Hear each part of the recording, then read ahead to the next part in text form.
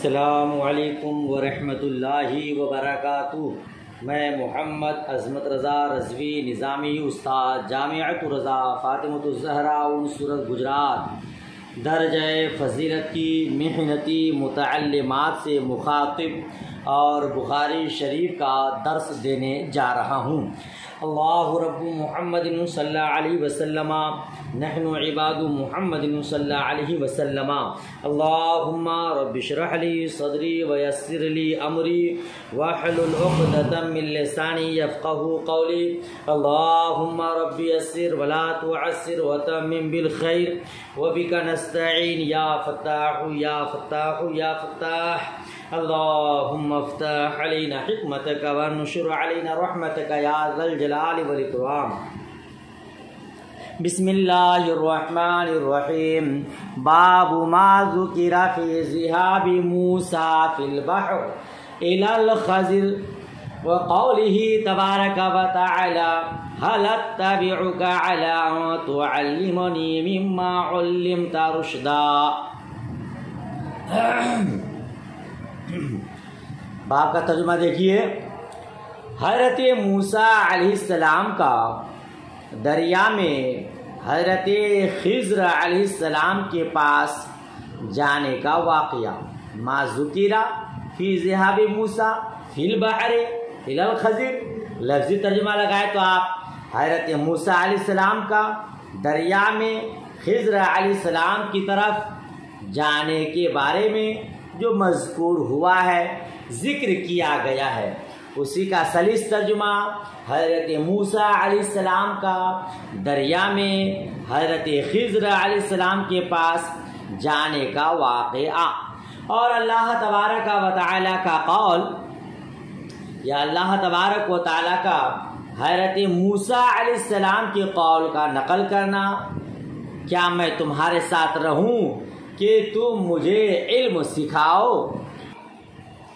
یہ باب کا ترجمہ ہوا۔ حضرت موسیٰ علیہ السلام کا حضرت خضر علیہ السلام کے پاس جانے کا جو واقعہ ہے بہت لمبا واقعہ ہے اور بہت ہی دلچسپ معلومات خیز ہے، ٹھیک ہے۔ اس واقعہ کو اگر میں بیان کرنے جاؤں تو 15-20 منٹ اسی میں چلا جائے گا، سبق لمبا ہو جائے گا، آپ لوگ خالی منٹ دیکھتے ہیں کہ کتنا لمبا پڑھا دیے کتنا لمبا پڑھا دیے، اس لیے واقعہ میں بیان نہیں کروں گا۔ جو حدیث یہاں موجود ہے اس کا ترجمہ، اس کا مفہوم بیان کروں گا۔ اگر آپ کو پورا واقعہ بالتفصیل معلوم کرنی ہے تو آپ قرآن مجید فرقان حمید کے سورہ کہف 15واں پارہ رکوع 21 آیت نمبر 60 سمجھ رہے ہیں، یہاں سے یہ واقعہ پورا شروع ہے اور بالتفصیل خزائن العرفان کے حاشیہ میں موجود ہے۔ آپ اگر چاہیں تو وہاں سے پورا واقعہ معلوم کر لیجئے گا۔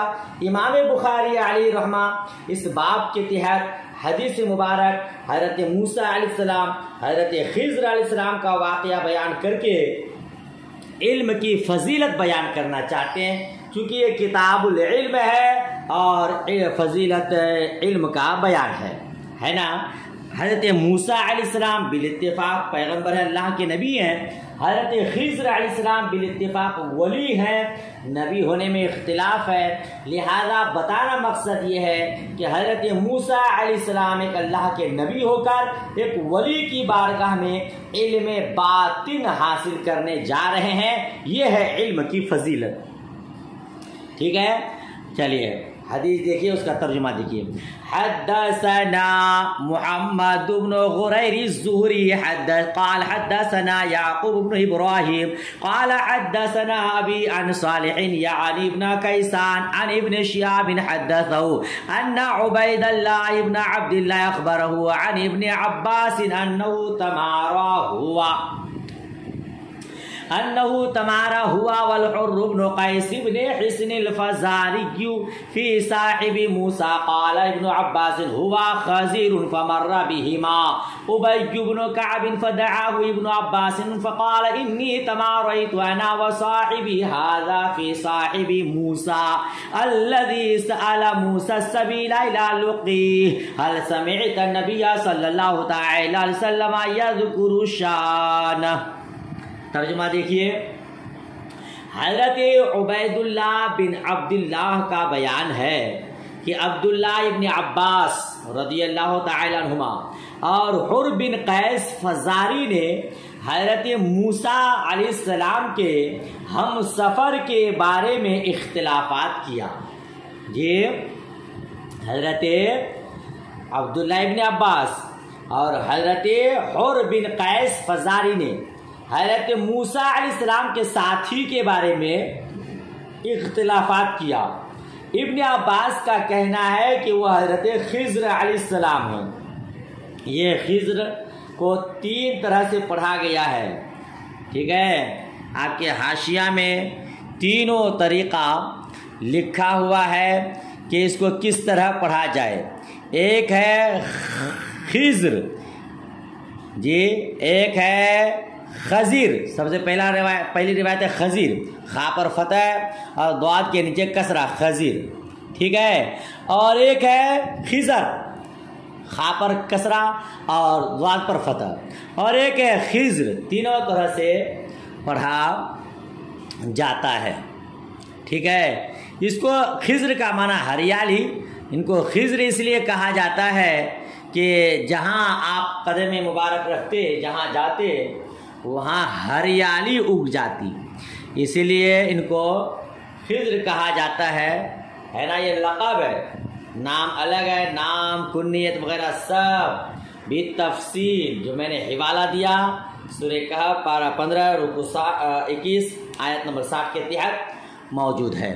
بہرحال تو اس کو تینوں طرح سے پڑھ سکتے ہیں، اور اگر آپ نام دیکھنا بھی چاہتے ہیں تو حاشیہ میں دیکھ لیجئے، فوا بلیا بن ملکان، یہ نام ہے، بلیا بن ملکان نام ہے، ابو العباس کنیت ہے، اور خضر یہ لقب ہے، چونکہ آپ جہاں جاتے ہریالی اگ جاتی ہے۔ بہرحال ترجمہ دیکھیے تو ان کے بارے میں اختلاف کیا۔ ابن عباس رضی اللہ تعالی عنہما کا کہنا ہے کہ وہ خضر علیہ السلام ہیں۔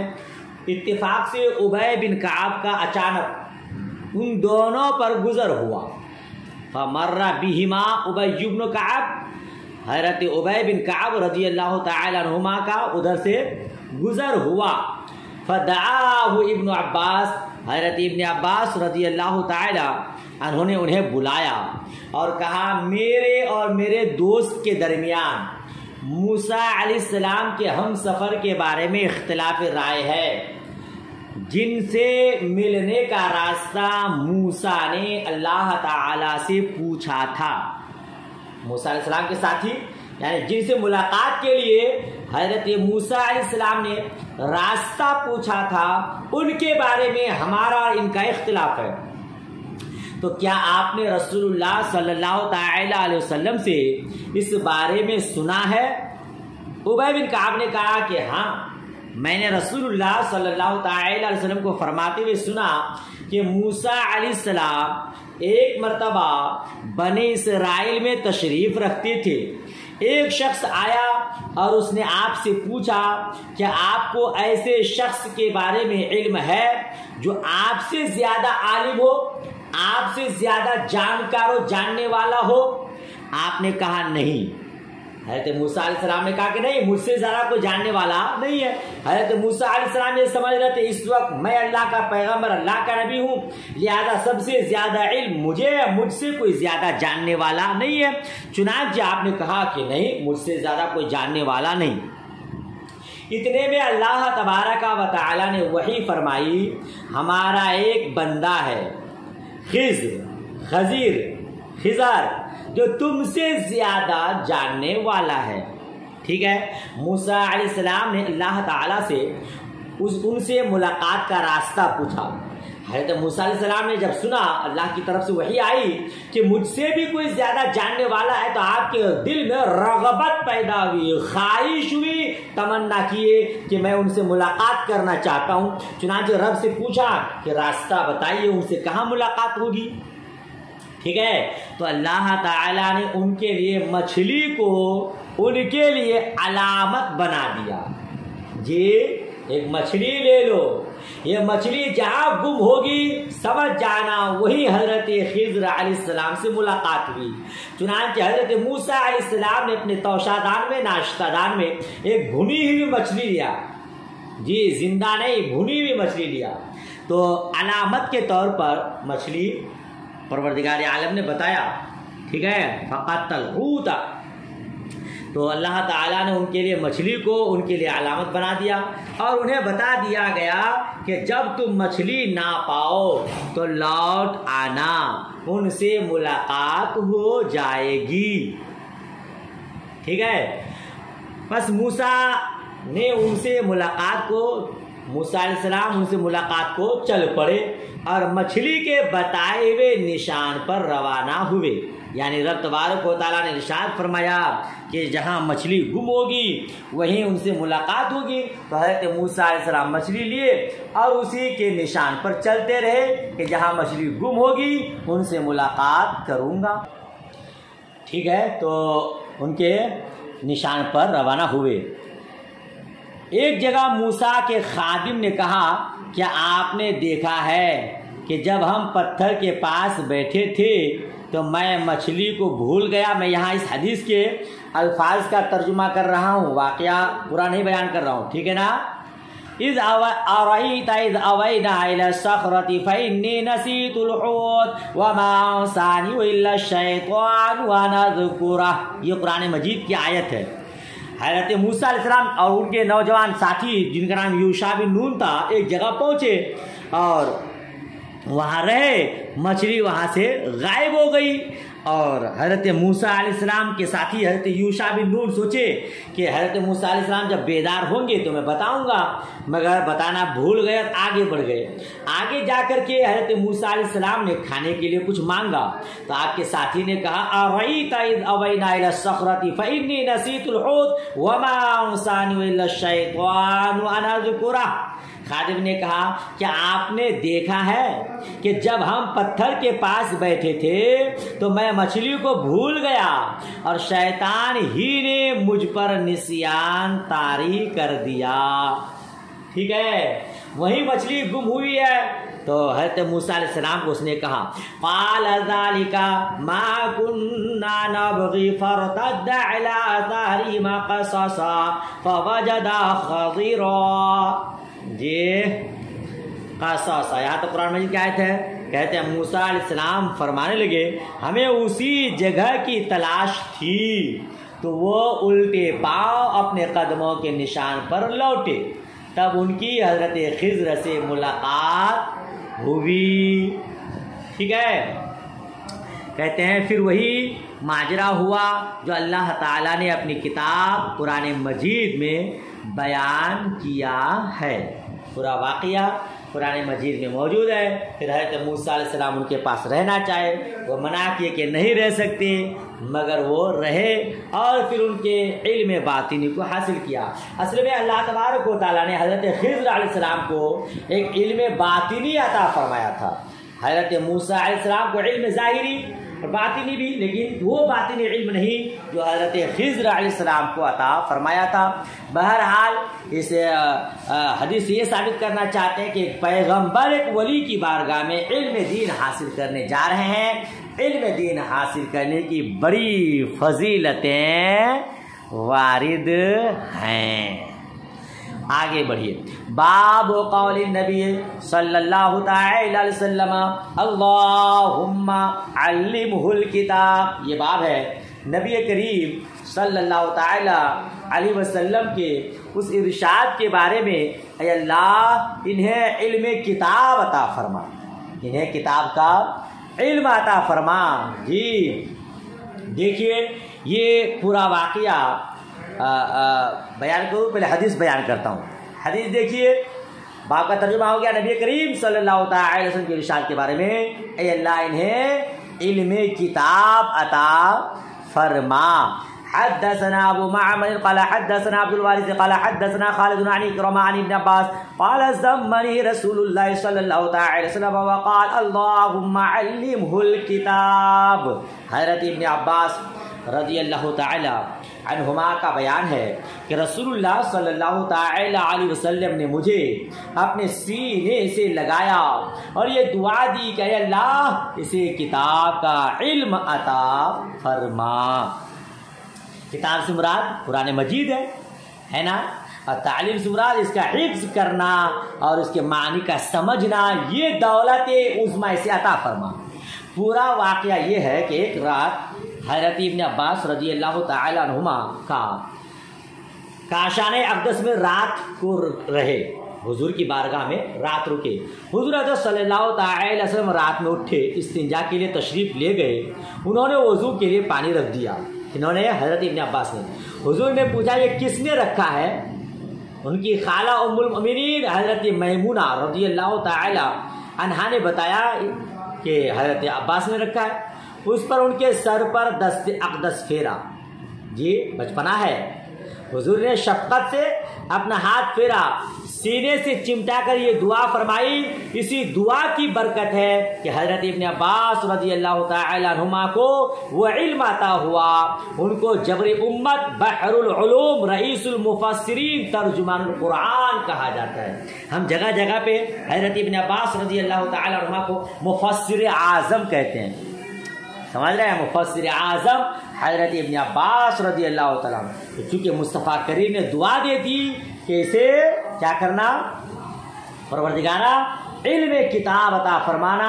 دعا قبول ہوئی، اجابت کا سیرا، عنایت کا جوڑا دعا بن کے نکلی، کیا ہے؟ دعائے محمد دلہن بن کے نکلی، دعائے محمد، حضور اللہ فرماتے ہیں اجابت کا سیرا، عنایت کا جوڑا۔ تو یہ کیا کہتے ہیں کہ حضور نبی مکرم صلی اللہ تعالی علیہ وسلم نے دعا فرمائی، رب تبارک و تعالیٰ نے قبول فرمایا اور آپ مفسر اعظم بن گئے۔ ٹھیک ہے، چلیے، تو علم کی یہ فضیلت ہے نا، حضور نے کسی اور چیز کی دعا نہیں کی، علم کی دعا کی۔ رب تبارک و تعالیٰ نے اپنے حبیب کو علم کے بڑھنے کی کا حکم دیا کہ کہو ربی زدنی علما، اے اللہ میرے علم کو اور بڑھا۔ تو یہاں مصطفیٰ کریم نے علم کی بڑھنے کی دعائیں دی۔ آگے کی حدیث دیکھیے، باب متى يصح سماع الصغیر، چھوٹے بچے کی سماعت کب صحیح ہے؟ چھوٹے بچے کی سماعت کب صحیح ہے؟ اس باب کے تحت امام بخاری علماء یہ ثابت کرنا چاہتے ہیں کہ بچہ کتنی عمر میں ہو کہ اس کی روایت صحیح ہے۔ ٹھیک ہے، حدیث دیکھیے، حدثنا اسماعیل، آخری روایت سے دیکھے تو عن عبداللہ ابن عباس قال اقبلت راکبا علی حمار اتان وانا یومئذ قد ناهزت الاحتلام ورسول اللہ صلی اللہ تعالی وسلم یصلی بمنا الی غیر جدار فمررت بین یدی بعض الصف وارسلت الاتان ترتع ودخلت فی الصف فلم ينکر ذلك علی۔ حضرت عبداللہ ابن عباس رضی اللہ تعالی عنہما سے روایت فرماتے ہیں، میں ایک گدھی پر سوار ہو کر آیا اور میں ان دنوں قریب البلوغ تھا، یوم قد ناہزت الاحتلام، قریب البلوغ تھا، قریب تو نیچے لکھا ہے، اور رسول اللہ صلی اللہ تعالی وسلم مینا میں غیر جدار کے پاس نماز پڑھا رہے تھے۔ رسول کریم صلی اللہ تعالی وسلم مینا میں نماز پڑھا رہے تھے، الی غیر جدار، بغیر دیوار کے، یعنی آر نہیں تھا۔ تو فمررت بین یدی بعض الصف، میں سامنے بعض صفوں سے گزرا اور گدھی کو چرنے چھوڑ دیا، ودخلت فی الصف، اور صف میں داخل ہو گیا، فلم ينکر ذلک علی، تو رسول پاک صلی اللہ تعالی علیہ وسلم نے مجھ پر اس کو ناپسند نہیں کیا۔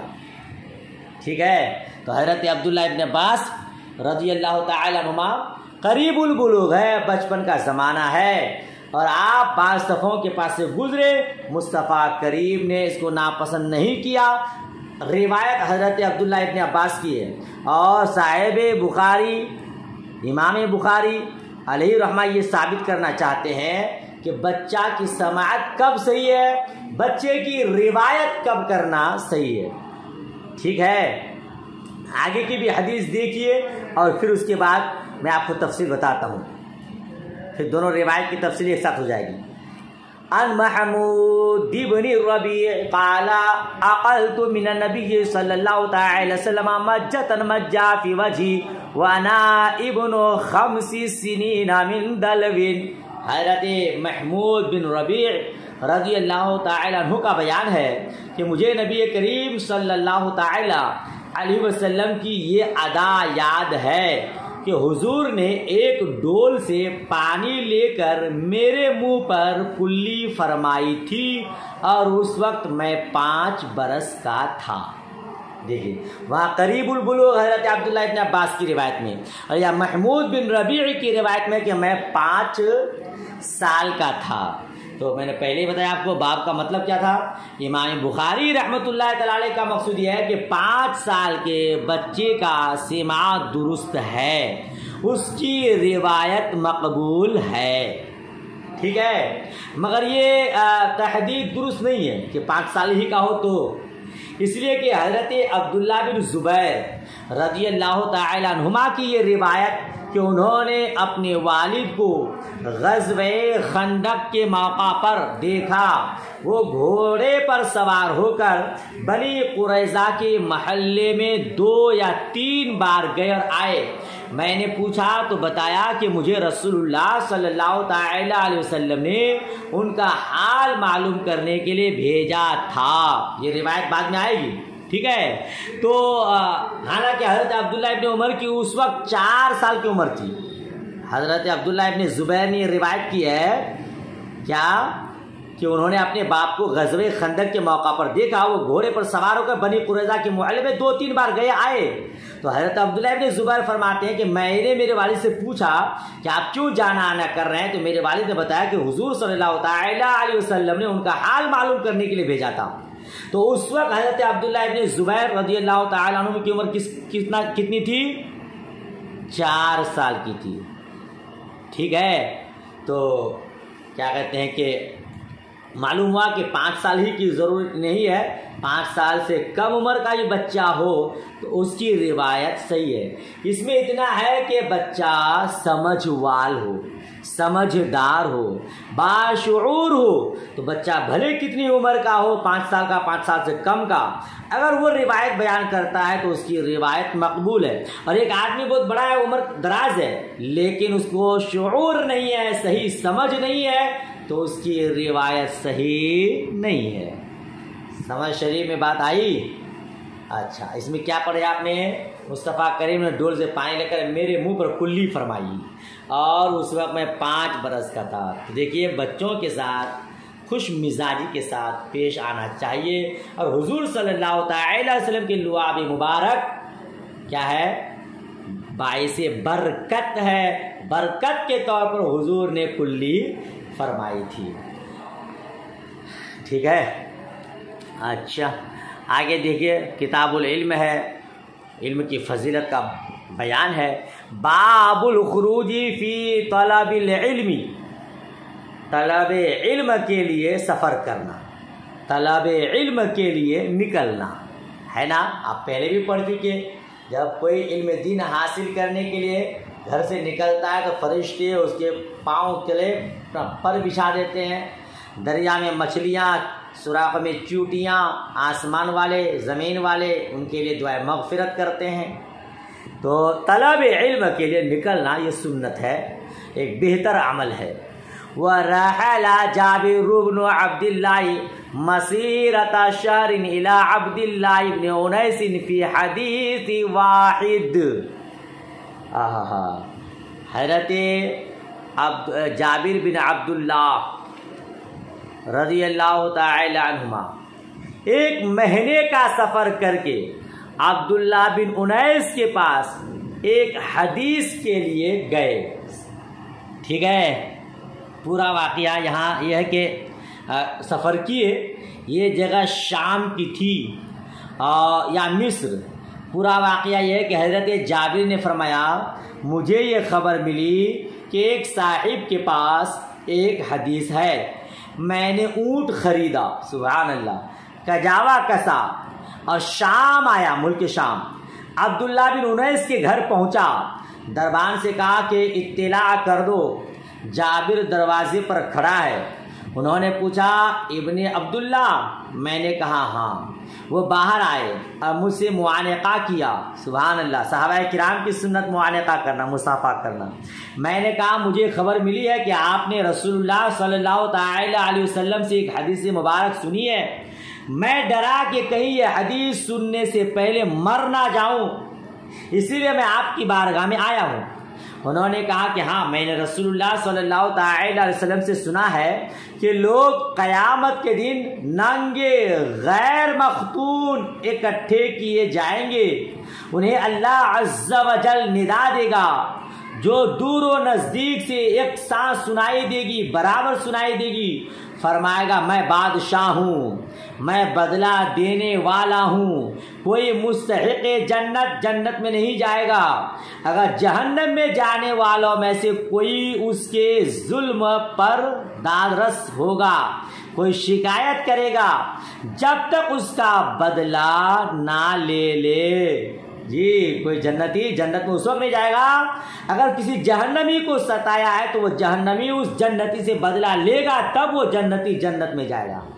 ٹھیک ہے، یہاں تک کہ ایک تھپڑ کا بھی پوچھا کہ لوگ ننگے غیر مختون کیوں ہوں گے؟ فرمایا حسنات و سیئات کی بدولت، نیکی اور بدی کی بدولت۔ طبرانی نے مسند میں کہا کہ نمام نے اپنے فوائد میں اور خطیب نے کتاب الرحلت میں بجائے شام کے مصر کہا ہے۔ ٹھیک ہے، بہرحال تو بتانا یہ ہے کہ دیکھیے صحابہ کرام کے اندر احادیث کے اخذ کا کتنا شوق اور جذبہ تھا، حدیث پھیلانے کا کتنا شوق تھا۔ حضرت عبداللہ ابن عباس، حضرت جابر بن عبداللہ رضی اللہ تعالی عنہ، جی، جن کے پاس احادیث کا خزانہ تھا، لیکن صرف ایک حدیث سننے کے لیے اتنا لمبا سفر کیا۔ ٹھیک ہے، اونٹ خریدا، کجاوا کسا، سفر کی مشقت کو برداشت کیا اور اس حدیث کو جا کر کے ان سے حاصل کیا۔ سمجھ شریف میں بات آ رہی ہے؟ تو ہم لوگوں کو سمجھنا چاہیے، وہ لوگ ایک حدیث کے لیے کہاں سے کہاں تک کا سفر کر رہے تھے، آج ہمیں گھر بیٹھے بیٹھے احادیث سننے کا موقع مل رہا ہے، اور اس کے باوجود ہم شوق اور ذوق کے ساتھ نہیں سماعت کر رہے ہیں، نہیں سن رہے ہیں، نہیں پڑھ رہے ہیں، پھر ہم سے زیادہ محرومہ بھلا کون ہوگا؟ لہذا بغور سماعت کرنی چاہیے، علم زیادہ سے زیادہ حاصل کرنے کی کوشش کرنی چاہیے۔ اللہ پاک سب کو علم نافع عطا فرمائے، آمین ثم آمین۔ آگے کی حدیث دیکھیے، آگے کی حدیث وہی جس کو آپ نے اوپر پڑھا، جو حدیث آپ نے اوپر پڑھا حضرت موسیٰ علیہ السلام کا حضرت خضر علیہ السلام کی بارگاہ میں اور ان کی طرف سفر کرنے والی حدیث، وہی حدیث ہو یہاں ہے، صرف راوی الگ ہے، صرف راوی الگ ہیں، جن کی وجہ سے امام بخاری علیہ رحمہ نے ان راویوں کے ذریعے بھی اس حدیث مبارک کو بیان کیا ہے۔ آپ غور کریں تو اوپر کی روایت میں کیا تھا؟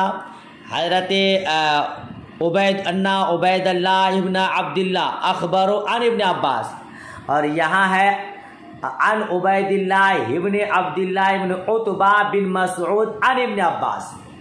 ٹھیک ہے، وہاں عبید اللہ بن عبداللہ کے بعد ڈائریکٹ حضرت عباس رضی اللہ تعالیٰ ابن عباس رضی اللہ تعالیٰ، اور یہاں عبید اللہ بن عبداللہ کے بعد بن عتبہ بن مسعود۔ ٹھیک ہے، اور یعنی روایت مختلف ہے، حدیث وہی ہے، اس کو بھی امام بخاری علیہ رحمہ نے یہاں بیان کیا ہے، تو بالکل حدیث وہی جس کو اوپر پڑھایا، اس لیے اس کا ترجمہ کرنے کی ضرورت نہیں ہے، آپ وہیں سے اس حدیث کو بھی پڑھ لیجئے گا۔ آج کا سبق یہیں تک۔ بارش بہت زور میں، آسمان گرج رہا ہے، بادل گرج رہا ہے۔ چلیے دعائے خیر میں یاد، اللہ حافظ، خدا